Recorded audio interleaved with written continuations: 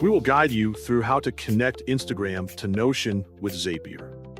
Quick disclaimer, skipping a single step will affect your final result, so you need to follow this step-by-step guide carefully. If this guide helpful, don't forget to like and subscribe. First, don't forget to comment if you still need our help or want to ask something, and we will reach you as soon as possible. Second, open the Windows Start menu on your desktop. Search for Google Chrome in the taskbar.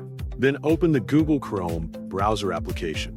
Enter Zapier in the search bar and select the official Zapier website from the search results. Verify that you are already signed into your Zapier account before continuing. Hover your cursor to the left side, tap Create, and choose Zap Workflows to open the workflow editor. Click the trigger block, then select the Instagram for Business app from the available options. Keep in mind that only Instagram for Business is supported, so ensure your Instagram account is set up as a business or creator account and linked to a Facebook page.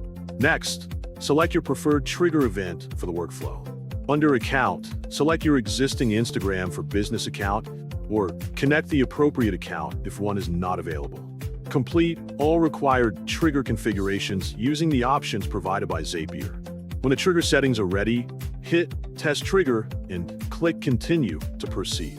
In the action block, select Notion as your destination app. Choose your preferred action event, then connect your Notion account if it has not already been connected. Complete the required setup for the Notion action and map the Instagram fields to the appropriate properties in your Notion database.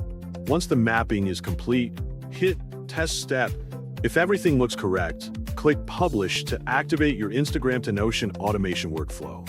After publishing, Zapier will monitor the selected Instagram trigger and perform the Configure Notion action automatically.